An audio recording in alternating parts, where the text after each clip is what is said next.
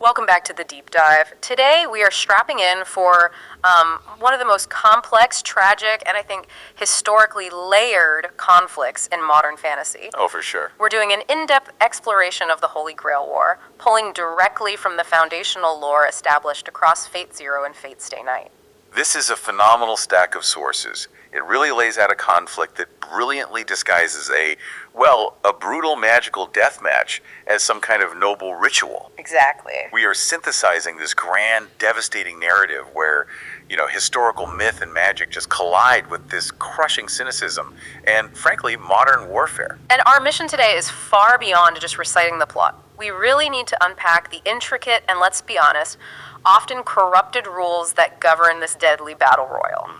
We're going to trace the deeply compromised motivations of the seven masters who sought the ultimate wish, and crucially, you have to understand the extreme, often horrific, length they went to in order to claim the prize. The wish-granting Holy Grail. And the catastrophe that just inevitably followed. And we're specifically diving deep into the events of the devastating Fourth Holy Grail War. We're going to explore the mechanics that govern the servants and masters, analyze the profound philosophical clashes among these heroic spirits, right, and detail the moral breakdown of the masters that turned a magical competition into a human tragedy. Get ready, because the pursuit of the ultimate wish always demands the greatest sacrifice. Okay, let's unpack this system. To really get the brutality of the Fourth War, you first have to grasp that this isn't random magic. Not at all. It's a centuries-old, highly engineered ritual. It is a deeply complex, highly ritualized structure. The sources confirm that the Holy Grail War was first established roughly, 200 years ago? About that, yeah. And it operates on a cycle where it manifests approximately every 60 years in Fuyuki City. The entire conflict hinges on a magical battle between seven masters. Each tasked with summoning one legendary heroic spirit, a servant. Exactly, drawn from across history, past, present, or even potential futures, which is a whole other can of worms. And the purpose isn't just fighting to the death, right? It's a highly technical process. It's all about accumulating these colossal amounts of magical energy. A resource that the modern magical world desperately needs. Desperately. Precisely. The power, the sheer magical energy consumed and utilized by these warring servants, it's systematically accumulated. It's stored within the body of a designated, highly specialized human vessel. The Grail vessel. The Grail vessel. And only once that energy storage is complete, which typically requires the deaths of most of the servants, can the Grail take its full, complete form. And that's when it grants the wish. That's when it finally enables one single wish for the victorious master. And the architects of this whole system, they're not just some ancient cabal. It's three specific families that form the absolute backbone of the Far Eastern magical community. Their involvement ensures the ritual runs smoothly, but it also ensures their absolute dominance. That's a critical point. The three founding families are the core of this system, and their roles were meticulously specialized. They made sure nobody outside their alliance could control the ritual entirely. Okay, so let's start with the Einsburn family. They sound like the engineers, the ones who build the physical body of the Grail. They are the technical magicians of creation, for sure. The Einsburn are responsible for the physical manifestation of the Grail, specifically by creating and preparing that human vessel or carrier. And this isn't a simple task. Oh, it's a massive, multi-generational undertaking. In the case of the Fourth War, this vessel was Irisvio, or Erie. Right. However, the sources note that by this period, the Einsburn family had magically stagnated. They were so weakened that they had to violate tradition and hire in. Okay, then we have the Makiri, who later renamed themselves the Matu family. Their specific role sounds profoundly disturbing. It is. It involves generating raw, repulsive magical fuel. Their methods define the moral decay at the heart of the system. The Makiri family's specific responsibility is generating the immense, raw magical energy required for the Grail to fully manifest. And how they do it is just. It's awful. The source describes exactly how they do it. They generate this power using specialized, unnatural magical insects. Ugh. Creatures designed to live underground, absorbing and concentrating power from the soil, and later, from living hosts. This detail isn't just flavor. It is horrifyingly central to the entire tragic arc of Kari Matu and Sakura Tosaka. And finally, the Tosaga family, who seem to be the most, successfully resilient and powerful of the three. The Tosaka family maintains the critical balance. Their job is to maintain the energy flow and oversee the crucial completion of the servant summoning ritual, ensuring the cycle continues. And they're at the top of the food chain at this point. Consistently described in the sources as currently being the strongest and most active magical family among the founders, their representative, Tokiomi Tosaka, certainly enters the war with the largest institutional and magical advantage. Okay, now on to the rules of engagement. The servants, the masters, and the ultimate absolute tool of control, the command spells. So the structure mandates 7 masters chosen for the conflict. Historically, it was set up to include 1 representative from each of the 3 founding families. Tosaka, Ainsburn, and Makira-Matu. Right. Plus 4 random, non-affiliated mages who are selected through the Grail's own kind of mysterious mechanism. And that design ensures the founding families are present, but also that enough unaffiliated masters participate to drive the conflict. And generate the required magical energy. It needs that chaos. The serving classes are what make the fighting so dynamic. They represent these different historical and mythological archetypes of combat. Exactly. The servants fall into one of 7 distinct classes based on their specialization. You have Archer, the ranged fighter, Saber, the swordsman, usually defined by honor, Usually. Lancer, the spearman, Rider, the mounted figure or conqueror, Assassin, the stealth specialist, Caster, the mage or sorcerer, and finally Berserker. The frenzied, monstrous fighter. And for the war to begin, each master must successfully summon 1 servant from one of these classes. And the mechanism that overrides a servant's own free will, the command spells, this is the linchpin of the whole system. The command spells are the master's absolute leverage, the ultimate power differential. Each master receives 3 of these markings on their hand. And they're not suggestions. Not at all. They allow the master to issue an absolute, unassailable order to their servant. The servant cannot defy this command, even if it goes completely against their own will, their honor, their core motivation. It's an incredible tool for tactical control, coercion, and, as we'll see repeatedly in the Fourth War, Oh yeah.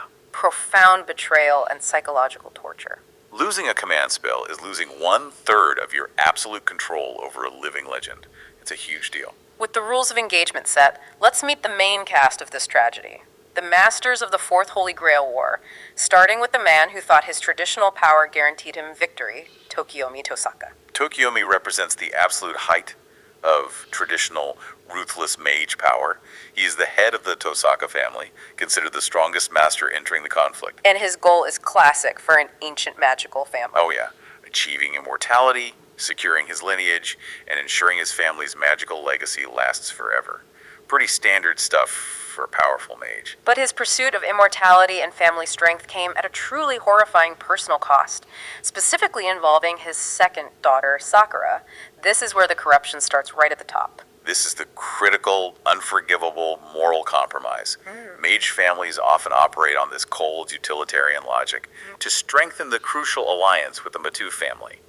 And because he felt he only had enough magical teaching capacity for 1 heir, he focused his magical education solely on his elder daughter, Rin. And then he decided to sell his second daughter, Sakura, to the Makiri family. He literally gave her away. This act, driven purely by magical ambition and legacy, sets a massive chain of tragic events in motion.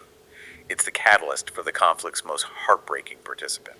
And Tokiomi didn't just align with the Matu. He also secured an alliance that fundamentally corrupted this supposed neutral party, the church. That's right. He formed a secret, illicit alliance with the church supervisor, a man named Rezi.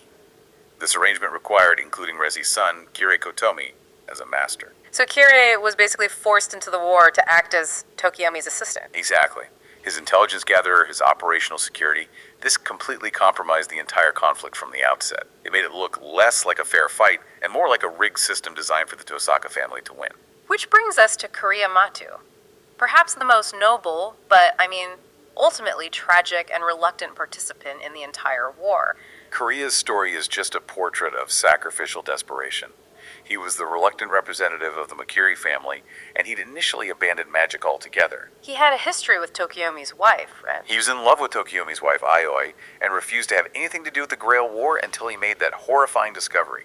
That Tokiomi had sold Sakura to his ancient, grotesque grandfather, Zuken Matu. So his motivation wasn't the Grail at all. It was purely a desperate rescue mission fueled by love. Absolutely. His sole, singular motivation was to rescue Sakura from the horrific, body-destroying magical training she was enduring. Which was the insect thing. The source describes in painful detail how this training involves Sakura being subjected to the Matu's magical insects for days in the cellar. Her body was essentially being used as a painful power generator. And Korea agreed to endure that exact torment in her place. He did. He accepted the monstrous terms Zuken set. Gain enough magical power in 1 year to win the Grail, and Zuken would return Sakura. He underwent this brutal, rapid-fire magical insect training. And the consequence was severe. His body was ravaged, his internal systems were failing, his legs were amputated due to the magical damage.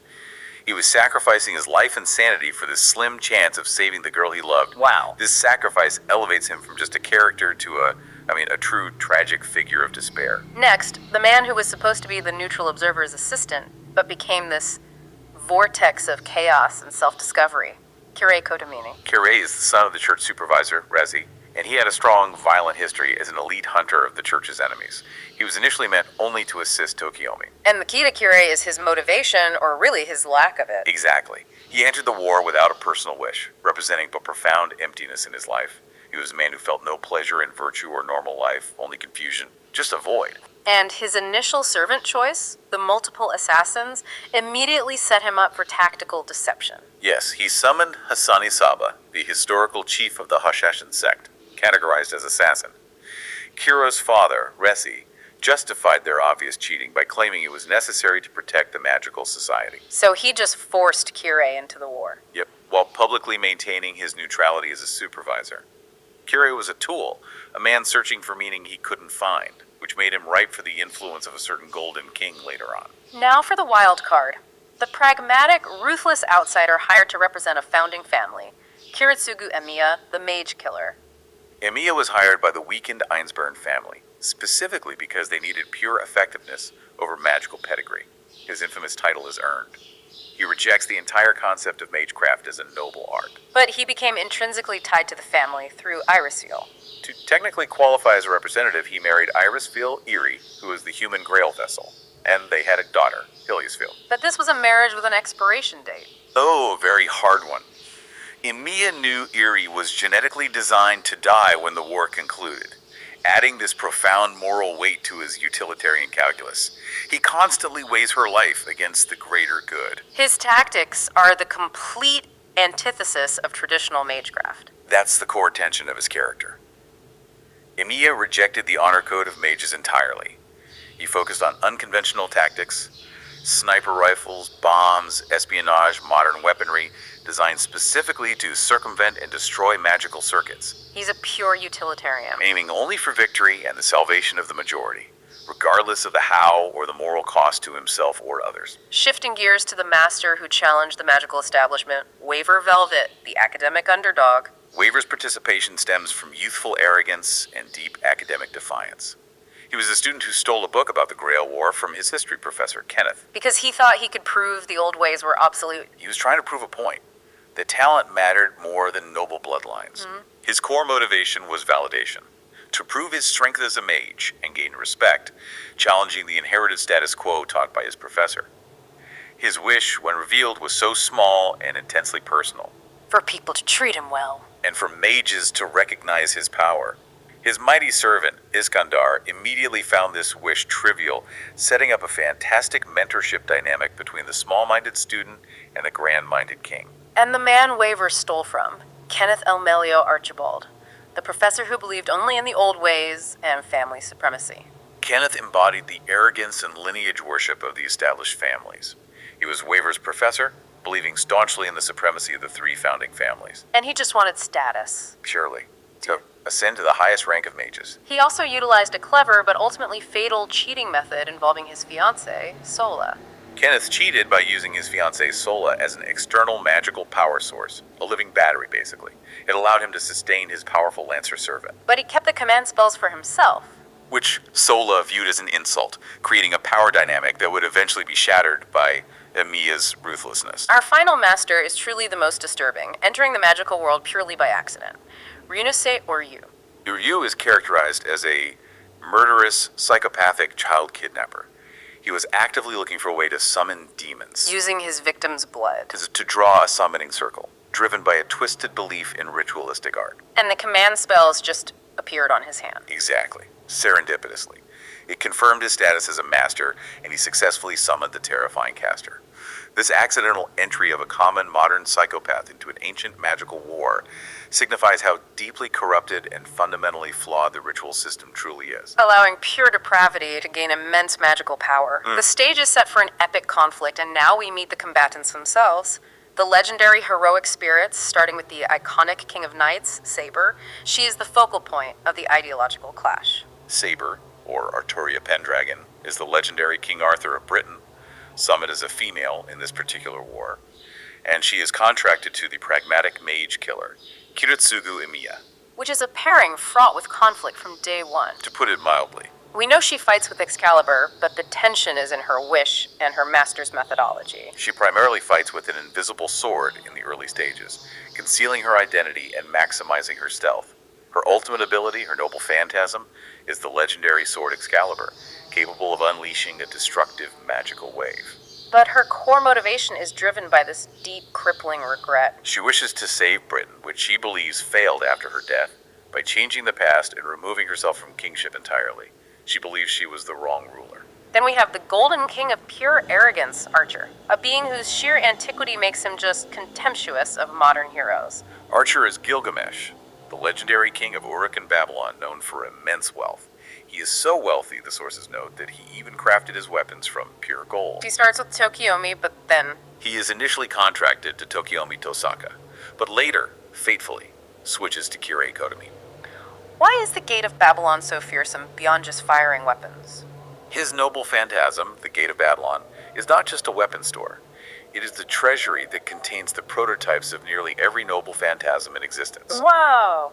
It symbolizes his position as the originator of all human history and weaponry.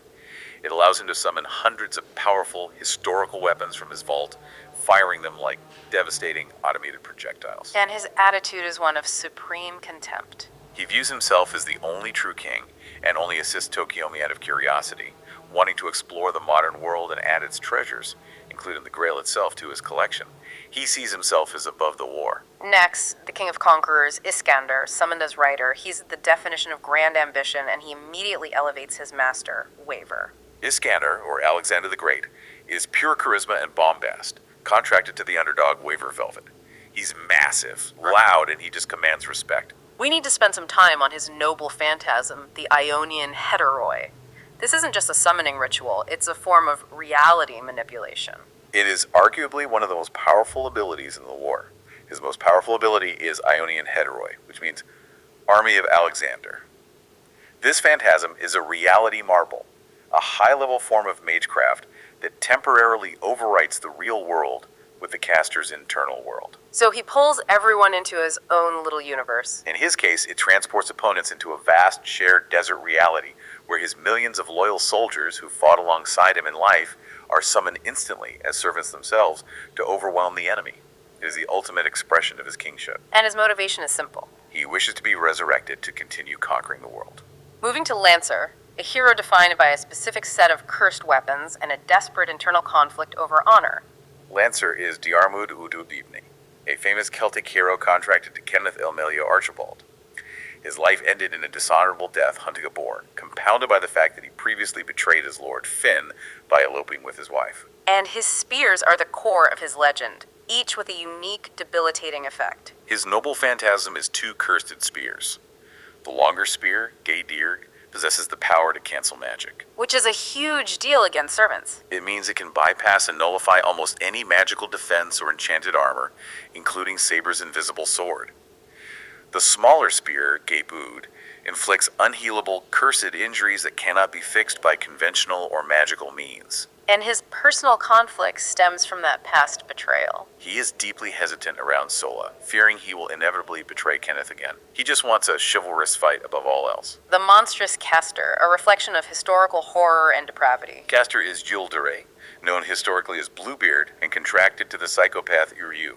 He was a French nobleman and a former comrade of Joan of Arc, but his madness led to his execution for torturing and killing hundreds of children. And his power reflects his madness. He summons an army of grotesque, demonic sea creatures and tentacle beasts, drawing vast magical power from water sources and ambient energy. And his motivation is this terrifying obsession with Saber. He mistakes Saber for a memory-losing Joan of Arc and becomes consumed with the desire to restore her supposed memories and use her to destroy the world in a grand theatrical act of artistic madness. Berserker, the knight driven mad by regret and rage against the very king he served. Berserker is Lancelot, one of King Arthur's most loyal knights of the Round Table, contracted to the dying Korea Matu. And his rage is specifically directed at King Arthur for what he perceived as a flawed and emotionally stunted kingship. His ability to weaponize anything sounds like a unique way to counter Gilgamesh's vast arsenal. His noble phantasm, Knight of Honor, is tactically brilliant. It allows him to transform anything he touches, a pole, a fighter jet, weapons taken from others, into a powerful, temporary noble phantasm. So he's unpredictable and immensely dangerous. And he is driven entirely mad by guilt and fury. His only coherent goal is pure destruction and violence against the cause he failed to serve. And finally, Assassin, the stealth specialist, though Kirei's summoning twist made him an intelligence tool, not a fighter. Assassin is Hasani Saba, the historical leader of the Hashashin sect, contracted to Kirei Kotomi. The twist, which is critical for the early plot, is that Kirei didn't summon one servant. Right, he summoned a whole group. Over 80 individual members of the sect, a collective intelligence network that possesses supreme stealth and espionage capabilities. This immediately set up Kirei's strategic deception for Tokiomi. The players are on the field, and the deceit starts immediately with Kirei's first tactical move, a completely fake sacrifice designed to remove him from the public eye. That's right. Kirei, adhering to his secret alliance with Tokiomi, sent one of the Hassan assassins to make a highly visible, seemingly disastrous attack on the Tosaka mansion. And Gilgamesh was waiting. Gilgamesh, Tokiomi's archer servant, swiftly dispatched that assassin with a sudden, overwhelming volley from the gate of Babylon before the Hassan even reached the door. He destroyed the magical barriers and made sure to boast about it. So the magical world believed Assassin was defeated and out of the war immediately. The number of active servants is now 6. It was a perfect tactical fake-out. Kirei had sacrificed only one unit. He then utilized his army of 80-plus assassins for ubiquitous surveillance, intelligence gathering, and tracking for Tokiomi, allowing him to officially retreat to the safety of the church, where he could observe the chaos unmolested. This immediately compromised the information all the other masters had access to. The first true clash of kings, or at least the most honorable, was between Saber and Lancer near the coast. This fight defined their characters. Saber and Lancer quickly located each other and clashed. The fight was a technical masterpiece in magical countermeasures. Saber's invisible sword against Lancer's dual spears. And her invisible, magically enhanced sword was perfectly negated by Lancer's Geidir, which cancels magic. This stripped Saber of her greatest tactical advantage and forced her to fight purely on physical skill. And while the heroes were fighting honorably, Emiya was playing the game his way, ruthlessly hunting the master. Emiya is the anti-mage. He and his assistant, Maya, were focused solely on locating Lancer's master, Kenneth. And they saw him being watched. They observed him being monitored by one of Kirei's surveillance assassins. This confirmed Emiya's suspicions that Kirei was still active and provided critical intelligence. Emiya is a man who sees no honor in dueling a magical weapon. He goes straight for the source of power. And the duel was cut short by the biggest, grandest entrance possible. Ryder, determined to find other kings. Iskander interrupted the honorable duel dramatically. Arriving in his enchanted chariot, the Gordius Wheel, he saw the servants fighting without regard for philosophy or glory, and he brought the fight to a sudden stop, forcing the masters to retreat. Just pure spectacle. Highlighting Iskander's desire for grand, entertaining conflict, and more importantly, finding philosophical peers. Meanwhile, the accidental master, Uryu and Castor, were engaging in acts so horrific they completely destabilized the war and forced a temporary alliance among the magical community. Castor and Uryu were discovered by Kirei's spies, engaging in the abduction, torture, and ritualistic murder of children for their twisted art. This wasn't just common murder, it was highly visible and drew unnecessary attention to the magical world. It violated the cardinal rule of maintaining magical secrecy. Exactly. These acts were deemed completely unacceptable by both the Mage Association and the supervising church. So the rules of the Grail War were temporarily suspended for a communal hunt to preserve the masquerade. Tokiomi, as the strongest representative of the founding families, declared that all masters and servants must target and eliminate Castor and Uryu. And he offered a reward. The master who succeeded in this extermination would be rewarded with an extra command spell, raising the stakes considerably and making Caster an immediate, high-priority target. This gave Emiya the perfect opportunity to deploy his anti-mage tactics, effectively launching a war on two fronts against the concept of magecraft itself. Emiya is the mage killer, and he utilized this opportunity to target two masters simultaneously. Kenneth and Uryu. Emiya doesn't fight servants, he cuts the leash. Let's discuss his signature weapon, the anti-magic bullet. How does that devastatingly counter a mage like Kenneth? Emiya's anti-magic bullets are custom-designed weapons crafted from his own magic circuits, utilizing highly specialized, concentrated magical energy. They are designed explicitly to seek out and destroy magic circuits upon contact. And he hit Kenneth with them. He successfully used them to wound Kenneth severely, damaging his circuits and forcing him to flee. This action essentially rendered Kenneth unable to use magic effectively, putting Lancer's master temporarily out of commission. And later, during the big caster battle, Maya, Emiya's assistant, shot and killed Uryu, eliminating Caster's immediate magical tether. the chaos surrounding Kenneth's injury led directly to a devastating internal betrayal involving Sola, his fiancée, and Lancer. This is the tragic consequence of Kenneth's earlier arrogance. Kenneth's fiancée, Sola, seized the opportunity once Kenneth was wounded and his magic circuits damaged. She harbored resentment over being treated as a magical battery. And she brutally demanded his command spells, threatening to break every bone in his body until he complied. This move demonstrates the sheer ruthlessness that the war encourages even among supposed allies. And Lancer, the man obsessed with honor, was forced to obey Sola despite his loyalty to the man who was now broken. Sola took control of Lancer. Lancer, bound by the command spells, remained tragically obedient. He was driven by a powerful desire to save his true master, Kenneth, by winning the Grail, even though he disliked Sola and resented the situation. The internal conflict must have been intense. He was terrified he would betray Kenneth just as he had betrayed his former lord in life, intensifying his moral suffering. The war took a brief but incredibly weighty philosophical turn with the King's Feast, hosted by Ryder. It was the moment where the three servants who claimed kingship, Ryder, Saber, and Archer, came together to discuss their aspirations for the Grey. This was the pivotal moment of ideological definition for the sources. Iskandar, Ryder, sought out Saber and Gilgamesh Archer, not for battle, but to have a deep philosophical discussion about what it means to be a true king, testing their worth. Their discussion revealed three fundamentally different approaches to power and governance. Absolutely. Gilgamesh, the king of Uruk, defined himself as the originator, believing the world was his property, and therefore the Grail was just another treasure to add to his collection. Right. Iskander, the king of conquest, defined himself by his ambition and wished for resurrection to continue conquering, viewing kingship as a boundless adventure. But the focus of the debate was on Saber. Iskander's critique of Saber was brutal, but highly analytical. Iskander accused Saber of being a failed king because she lived a life driven by regret, constantly prioritizing her people's wishes and needs over her own.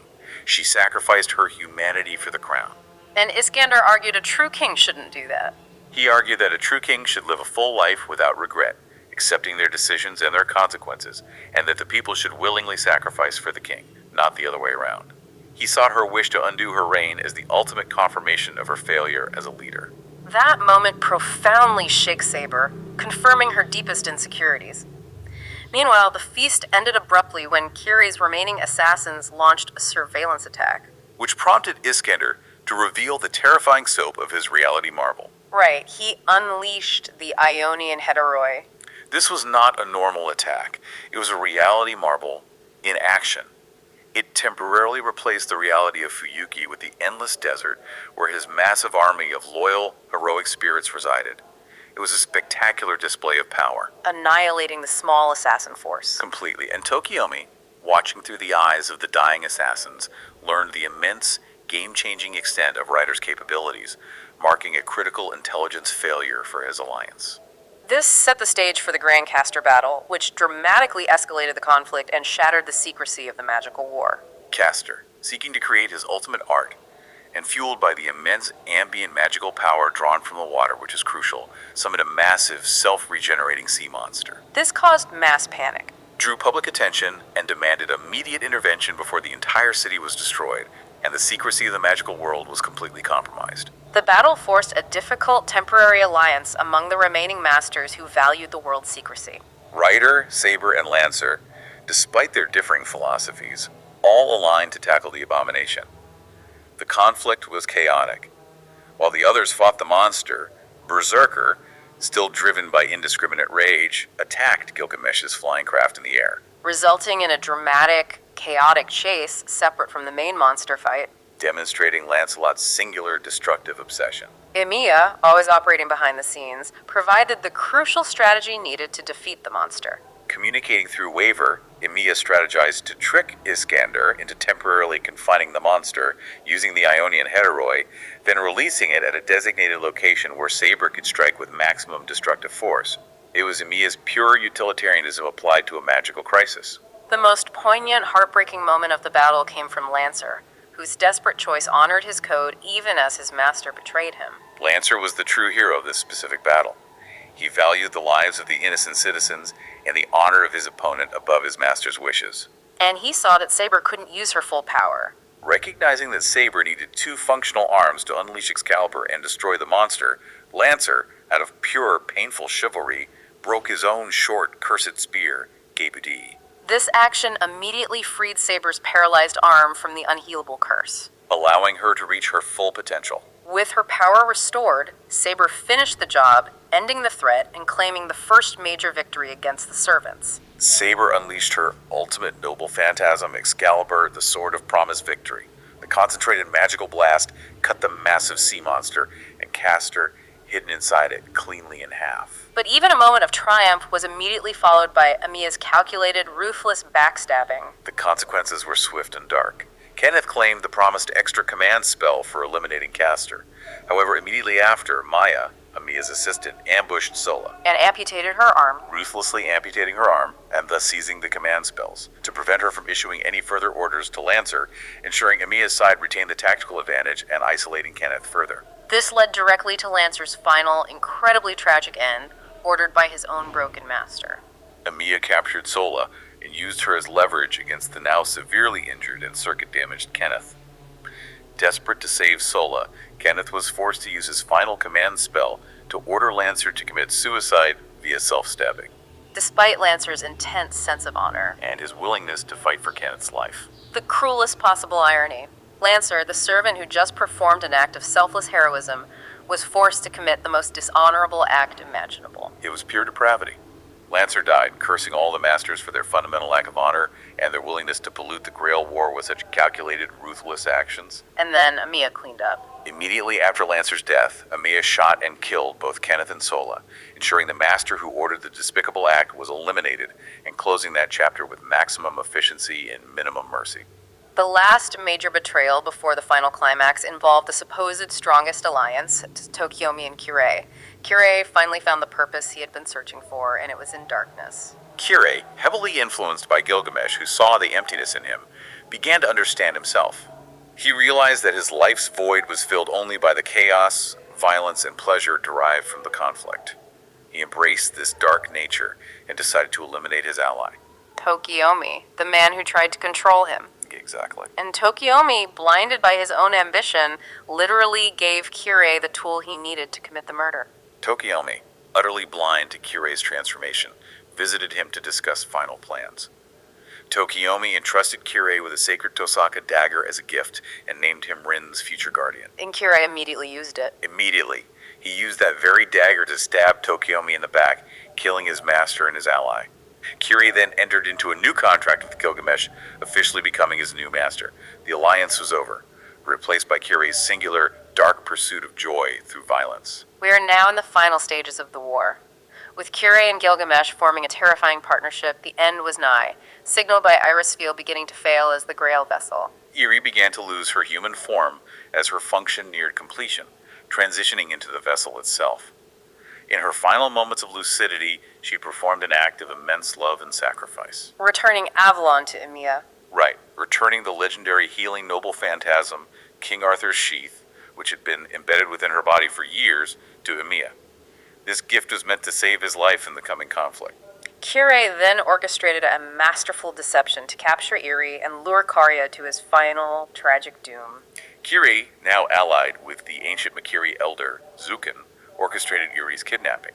He tricked Karya, whose sanity was already crumbling, into unknowingly kidnapping Eri and delivering her to him. And he used Berserker to do it. Crucially, Kiri used his command spells to force Berserker to shapeshift and disguise himself as Rider, leading Saber and Emiya on a false, devastating chase. Meanwhile, Korea, driven completely mad by the magical damage and the realization of his utter failure to save Sakura, carried out his final, desperate act of vengeance. Korea attacked the Tosaka residence, seeking revenge on Tokiomi. He found Tokiomi's dead body, already murdered by Kirei, and driven completely insane, he tragically killed Tokiomi's wife, Aya, Rin's mother, marking the end of the Tosaka family structure. This led into the defining servant battles of the war. First, the ultimate clash of kings. Rider versus Archer. Iskandar, maintaining his grand, honorable nature to the very end, challenged Gilgamesh to a final definitive duel, the last remaining king. Iskandar initiated the battle by unleashing his ultimate reality marble force, Ionian Heteroi, summoning his entire army to face the King of Heroes. And Gilgamesh countered with power that not only defeated Iskandar's army, but shattered the reality he created. Enuma Elish. He retaliated with his strongest weapon and noble phantasm, the Enuma Elish, fired from his gate of Babylon. This weapon, the Sword of Rupture, is designed to counter entire worlds and concepts. It annihilated Iskandar's entire summoned army and finally shattered the shared reality of Ionian Heteroi. And then he finished him. Gilgamesh then used his chains to restrain the defeated Iskandar before finishing him with a final, fatal blow. As a tribute to Iskandar's strength, Gilgamesh allowed Waver Velvet to live, recognizing the bond between them, and fulfilling Iskandar's final desire to ensure his friend survived. Then the deeply personal and tragic confrontation between Saber and Berserker, a confrontation based entirely on regret. Saber confronted Berserker, and recognizing the immense power and specific familiar rage, finally identified him as Lancelot, one of her own Knights of the Round Table. Driven mad by his guilt and fury over her perceived failures as a king. A fury that mirrored Saber's own regret. Berserker's destructive power was immense, but it was tied directly to Korea's failing life force. Lancelot's immense destructive power was only halted when Korea died, causing Berserker to immediately weaken and lose his cohesion.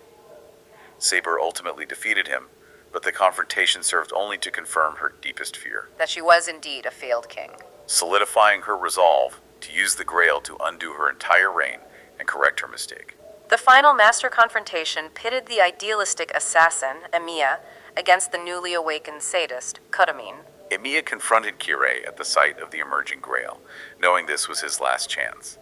Emiya employed his specialized tactical magic time alteration, using spells like Double XL and Triple XL to gain an advantage in speed.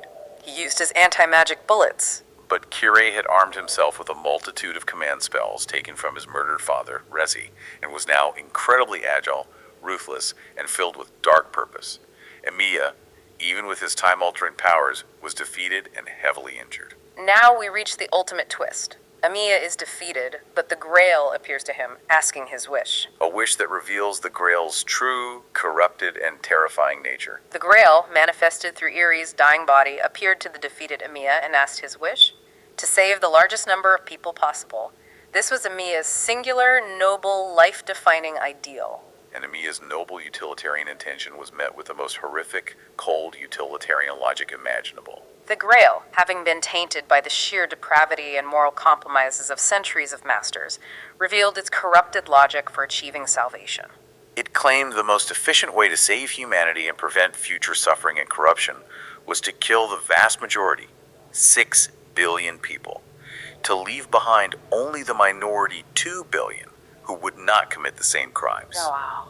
It was a mechanical, cold definition of good, demonstrating that the Grail itself was intrinsically evil, capable only of delivering wishes through catastrophic means. Emiya, recognizing the corruption, made the final catastrophic choice, using his last control mechanism to destroy the very prize he sought. Realizing the Grail was inherently evil and would twist his wish into a global catastrophe, Emiya used his final 2 command spells. He overrode Saber's own wish to save Britain, issuing the absolute order to her, destroy the Holy Grail immediately. And the result was the exact destructive catastrophe he had tried to prevent throughout the entire war, proving the tragic irony of his life's work. Saber destroyed the Grail with Excalibur, but instead of ending the conflict cleanly, the action unleashed a massive, corrosive, destructive wave of magical energy and fire, originating from the corruption within the Grail. This fire incinerated much of the city and killed thousands of innocent people. Emiya realized in a final moment of despair and irony that his command spells forced him to cause the disaster he had spent his entire life trying to prevent. What became of the key survivors in the wake of this citywide conflagration? Kirei Kotomine survived the blast, ironically shielded by the protection he received while working at the church. He was rewarded by the Grail's leaking corrupted energy with a physical body for Gilgamesh. Allowing the King of Heroes to remain anchored in the world without a master. For the next decade, Emiya, wandering through the ruined, incinerated city, found one sole survivor, a small boy named Shiru. And Emiya, rejected and ruined, found a new singular purpose in dedicating his remaining shortened life to raising this child, passing on his doomed ideal of becoming a hero of justice. Looking back on the Fourth Holy Grail War, the key lesson isn't about magical power. It's about how systemic corruption and personal tragedy poison even the noblest goals. It was a cycle of moral horror that failed everyone. Absolutely. We saw the true extent of human depravity under pressure. From Tokiomi selling his daughter as a magical battery, to Kirei's dark pursuit of pleasure and violence. And ultimately, Emiya's catastrophic final command, which forced him to become the destroyer he always fought against. This war serves as a foundational text on the failure of utilitarianism when faced with a fundamentally broken system. What became of the other survivors, the ones who didn't die in the climactic battles, and how did their survival set up the next war? Waver Velvet, Writer's Master, survived. Profoundly changed and inspired by Iskandar's final challenge to live a life without regret, Waver resolved to stop being the petulant student. He dedicated himself to becoming a powerful, respected mage in his own right. Honoring the spirit of the King of Conquerors. He carries the torch of his hero into the future. And Kirei Kotomine, the ultimate victor in terms of influence, secured his future against the Tosaka family, ensuring Rin would be handicapped in the next war. Kirei buried his former ally, Tokiomi. Crucially, Kirei maintained his influence over Rin, who was injured by the collateral magical damage during the war. He gifted Rin the ancestral dagger, the very weapon he used to kill her father, and positioned himself as her guardian, cementing his control over the Tosaka family's vast assets. while he continued his dark, pleasurable existence alongside the now incarnated Gilgamesh. And the tragic end for Emiya's attempt at a family life. Emiya was immediately rejected by the Einsburn family. They used their magic to physically prevent him from seeing his daughter, Iliasfeel, who would later be raised in isolation, to hate him, feeling her bitterness and preparing her for the next Grail War. Emiya, meanwhile, focused entirely on raising Shiru. Instilling his ideal of being a hero who saves everyone, not realizing he was passing on a burden of impossible heroism. This entire war ultimately demonstrated that the pursuit of the ultimate wish, even if motivated by altruistic goals like Emiya's desire to save humanity, is inevitably poisoned by the vessel itself. Proving that true heroism often lies not in gaining power, but in recognizing when that power is fundamentally corrupted and must be destroyed. The war, therefore, was less about servants fighting for their masters and more about masters destroying their own moral compasses. Exactly. Every single master made a terrible compromise. From Tokiomi's familial sacrifice to Karia's physical sacrifice, and Emiya's ultimate necessary but tragic destruction of his own idealism. So we leave you with this provocative thought, based on the catastrophic conclusion of the Fourth Holy Grail War. If the outcome of your life's noblest intention is catastrophic destruction, can the intention still be defined as noble? And if true salvation requires the annihilation of the very system designed to achieve it, is there any room for heroism in creation, or only in destruction? Something to mull over as you contemplate the next time the Grail awakens.